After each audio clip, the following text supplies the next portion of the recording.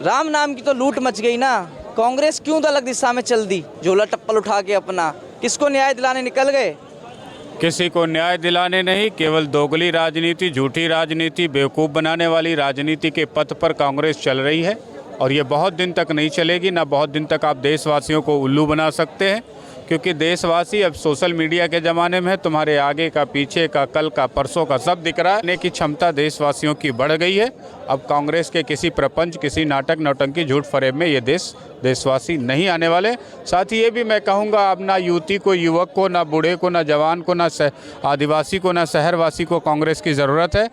देश बम बम कर रहा है, ऐसे ही 10 साल और बम बम करेगा तो दुनिया का सबसे बड़ा ताकतवर राष्ट्र के रूप में हम उभरेंगे। और हर भारतीय का सपना, जब भारत का सुनहरा भविष्य है तो कांग्रेस को कोई भी लाना नहीं चाहेगा। जो लाएगा निश्चित तौर पे वो अपने पैरों पर कुल्हाड़ी मारेगा, भारत के भविष्य के साथ खिलवाड़ करेगा। ऐसे में मैं देशवासियों से कहूँगा, सावधान रहो इन कांग्रेसियों से। अब तक ठीक है, सावधान रहो, बने रहिए भैया। 4 शंकराचार्य हैं, नाराजगी दिखा रहे हैं, कह रहे हैं अभी तो मंदिर पूरा भी नहीं बना, मोदी जी क्यों जल्दबाजी कर रहे हैं। गर्भगृह हालांकि तैयार है, गर्भगृह में मूर्ति स्थापित कर दी जाएगी।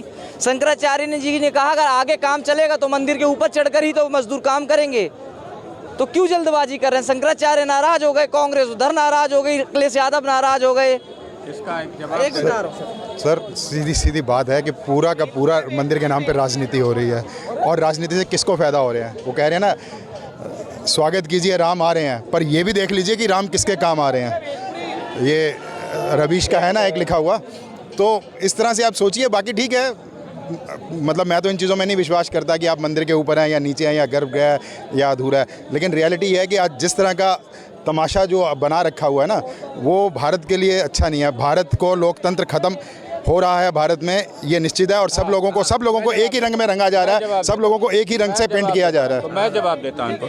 इन महाशय को ये पता नहीं है कि 4 लाख मठों मंदिरों पर पिछले 70 साल से सरकार कंट्रोल करती है। सरकार का MP MLA, चीफ मिनिस्टर, विधायक, पार्षद, सांसद, विधायक, सांसद, हर व्यक्ति कंट्रोल कर रहा है। वो राजनीति नहीं है मंदिर में, वो हिंदू समाज में राजनीति नहीं है, वो धर्म की राजनीति नहीं जो मठों मंदिरों तीर्थों में घुस घुस करके MP MLA के माध्यम से कंट्रोल कर रहे हो। फीता काट दे मोदी तो राजनीति हो जाती है। दो चप्पल मारने की ज़रूरत है ऐसे नेताओं, विधायकों, सांसदों को जो ये स्टेटमेंट दे रहे हैं कि मंदिर में राजनीति हो रही। तुम्हारा फूफा मंदिरों में घुसा हुआ है, मठों में, तीर्थों में, ज्योतिर्लिंगों में। आज भी 65,000 मंदिरों पर कांग्रेसियों का कब्जा है। किस लिए कब्जा? निकलो ना। अगर तुम्हें इतनी शरीफ शराफत तुम्हें लग रही है, राजनीति मंदिर में नहीं करना है, धर्म में नहीं करना है, किसी मठ में घुस के नहीं करना है, तो निकल जाओ बाहर, अगर तुम्हारी माँ ने दूध पिलाया है तो। लेकिन वहाँ से नहीं निकलेंगे।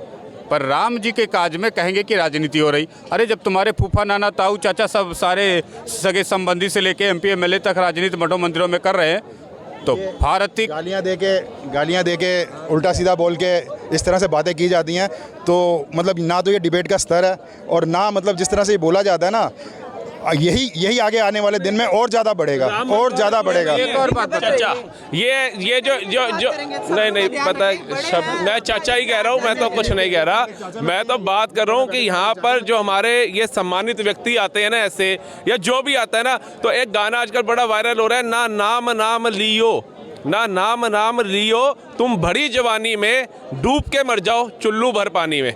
डिजर्व करते हैं। राम का नाम जो बच्चा पैदा हुआ उसने भी लेना है और जब दुनिया से जाना है तब भी लेना है। राम का नाम तो अंत है ना उसका, मतलब शुरुआत है ना अंत है। तो राम के नाम का अगर अनादर ये इतने 100 करोड़ की आबादी वाले देश में कर रहे हैं, जैसे खड़गे जी ने बोला, अगर मोदी जी तीसरी बार आते हैं, खड़गे जी ने बोला कि जैसे मोदी जी तीसरी बार आते हैं तो हिंदुत्व मजबूत होगा और सनातन मजबूत होगा, तो मोदी जी को हराना होगा। तो मैं कहना चाहता हूँ 100 करोड़ हिंदुस्तान के अंदर सनातनी रहते हैं, बाकी अदर्स कास्ट के रहते हैं। 100 करोड़ आबादी वाले देश के अंदर अगर हिंदुत्व मजबूत नहीं होगा, सनातन मजबूत नहीं होगा, तो कौन मजबूत होगा? अफजल हम शर्मिंदा है, तेरे कातिल जिंदा, ये होंगे? या भारत तेरे टुकड़े होंगे, इंशाअल्लाह वो मजबूत होंगे? जब मोदी तेरी कब्र खुदेगी वो होंगे? कौन होगा अगर हम नहीं होंगे? अब जवाब तो दे दीजिए। अब तो तरीके से ही बात कर रहे हैं, सम्मानित तौर पे बात कर रहे हैं, अब क्यों नाराजगी है? मेरे को किस बात की नाराजगी है? मैं तो अपने देश का भविष्य देख रहा हूँ वो किस तरफ जा रहा है और मैं उसके लिए चिंता व्यक्त कर रहा हूँ। मेरे तरीके से देश का भविष्य जो मैं सोच रहा हूँ, जिस तरीके के हालात बन रहे हैं, जिस तरीके के लोग ने तर्कशीलता खत्म होती जा रही है, मेरे देश का भविष्य अच्छा नहीं है। मेरे देश देश का भविष्य उज्जवल नहीं है। मुझे चिंता है अपने देश के लिए, क्योंकि तर्कशीलता खत्म होती जा रही है, लोगों के दिमाग को पेंट किया जा रहा है एक रंग से। ये कह रहे तर्कशीलता खत्म हो रही है। पूछिए जरा इनसे और इनके विचारों से कि जब भारत में यूरोप वाले धर्म की पढ़ाई लिखाई हो सकती है, अरब वाले धर्म की पढ़ाई लिखाई, मुल्ला मौलवी मदरसा चल सकता है, तो भारत के अपने भी तो धर्म है, अपनी भी तो संस्कृति है, अपनी भी तो मिट्टी है, अपना भी तो कल्चर है, उसकी शिक्षा दीक्षा व्यवस्था स्कूल क्यों नहीं खोल सकते?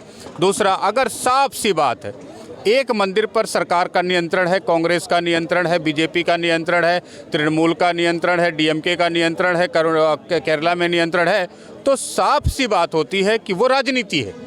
और मंदिर में फिर राजनीति क्यों नहीं होगी? राम मंदिर में नहीं होगी, कृष्ण में नहीं होगी, मथुरा में नहीं होगी, क्यों नहीं होगी? एक सरकार जो 60-70 हज़ार मंदिरों पे कब्जा करती है, क्या विकास का कार्य उस पर नहीं होने देगी? क्या उसका फीता नहीं कटने देगी?